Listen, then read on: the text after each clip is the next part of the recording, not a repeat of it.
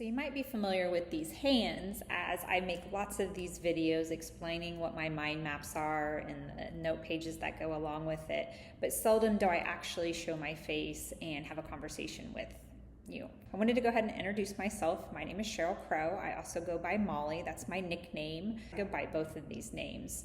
But ultimately, I'm a muse, and very much like the cherry fae that I just recently designed here. Just meant, it's just meant to be imagination and play. And through that, I hope that I can help you or inspire you to self-actualize, to actually pay attention to what your life experience is, like a thermometer, like it's telling you information, and then what are you going to do with that? And that's what this quantum memoir process does, is it helps you visualize what the inner dialogue is, either in words or symbols. You put it down on the mind map and the flower of life and fruit of life patterns, and then you discern the information and decide if you're heading in the right direction or not, or if you need to make some course corrections. So that's just a little bit about the quantum memoir practice that I do and my art. So now let's get into this specific mind map right here. This one is the rainbow colored Torus mind map. And this is actually for a friend of mine. She is getting familiar with the chakras, and she wants to know more specifically about each energy. So what I'm doing is I've been making these note pages here. I have kind of like this master one that's talking about the 7 main chakras of the body. And then I'm taking notes on my note pages that will be part of this tutorial that you can access at quantummemoir.com. And I just wanted to share what my process is of how I come up with this information. So what I initially did when I started this rainbow colored Torus mind map is I have these chakra cards here. And what I did is I just randomly shuffled them, picked one, and it happened to be the sacral chakra. So that's where I started this mind map. And the day that I started it, my husband comes home with this book. Ironically, literally the same day, one of his colleagues purchased it for him as a gift. And it's literally the 7 chakras, what I'll be covering in this mind map. So what I've done is through the sacral chakra, I visualized this symbol and I drew it down there. And then I studied the chapter in the book and I wrote down notes around it. And then I also added my own kind of like ponderings and ideas. And I have some space here that I'll end up adding more information at some point. But in this idea of the Torus, the rainbow colored Torus, or the chakras, I was also studying my little model here.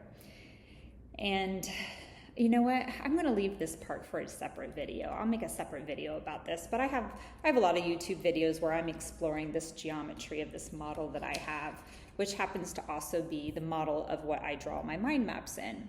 So let's pull it around why we're having this video or having this little chat. So the string of thoughts of why I'm coming up with this mind map is very specific about the chakras. But then kind of interjected in my life as I'm going through these studies, for somebody else, they're actually for myself as well. So evidently I needed to begin with the sacral chakra and really bring in that kind of like creative juice, right? And juice is what I got, because then my husband and I had a reason to celebrate. We had a professional achievement that we decided to celebrate, and we went to a cocktail bar near us, and we had an absinthe drink, and it had a cherry infusion and some citrus. And we had gone there a few times since we've moved to this new area. But this cherry fae is what this mind map is called. It was inspired by the bartender and the drink and, obviously absinthe itself. And then just the symbolism. So what I found interesting was that I felt like I was sidetracked. Like I was supposed to be working on this one.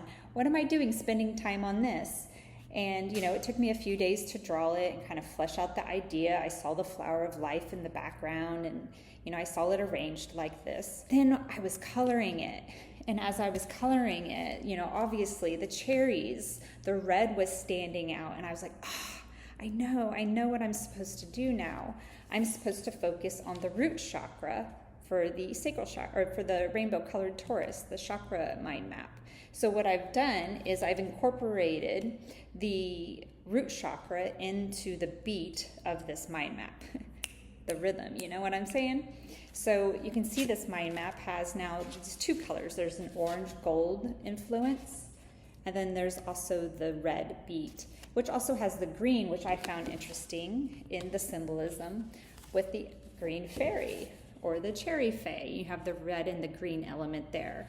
So my beet drawing really went along with this like crossover between these two mind maps.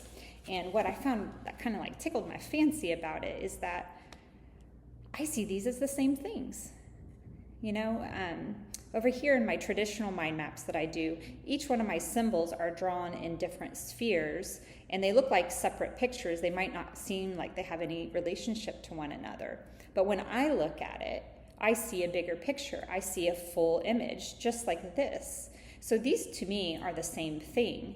And this arrangement, the symbols, different symbols, are put together into one overall image that is like cohesive and understandable to like the mundane square mind. But over here, I have the same exact concept. I have the cherry, you know, I have the anise, I have the wings, I have the drink, the metal of the stirring stick. These are all separate symbols in one image, but over here, I would draw those in separate spheres and then kind of see the same symbolism. Do you kind of see where I'm going with this? That everything that we see in our reality is a symbol, an expression of something. And if you can compartmentalize the ideas, the objects within that over-unifying field of experience, you're able to extract information about yourself, you know, really about like what are you projecting forward in your reality? Is it a direction that's favorable that you want to keep going? Or do you see in the, like perhaps in the note page that what you study, are you seeing things that, oh, I could refine that, oh, I didn't know about that, and, you know, act accordingly so that you can have a more favorable outcome. So that's kind of what my process is. Even though they're pretty pieces of art, there's a lot of self-reflection and study that goes into each one of them. That's how it's kind of nerdy. Okay, so we have the root chakra. So now I have done my sacral chakra, I put that aside. I did my sacral chakra studies. I'm now on to my root chakra. So I'm going to read the chapter about the root chakra to go along with my beet energy, to go along with my absinthe, my cherry fae. And then I already kind of have some ideas kind of like mulling around in my mind, the direction that I'll go with next. But I really need to finish these notes first. I really need to ground myself. So perhaps I should get outside as well. So yeah, that's my process. I hope that you find it inspiring. And if you want to know anything else, just go to quantummemoir.com.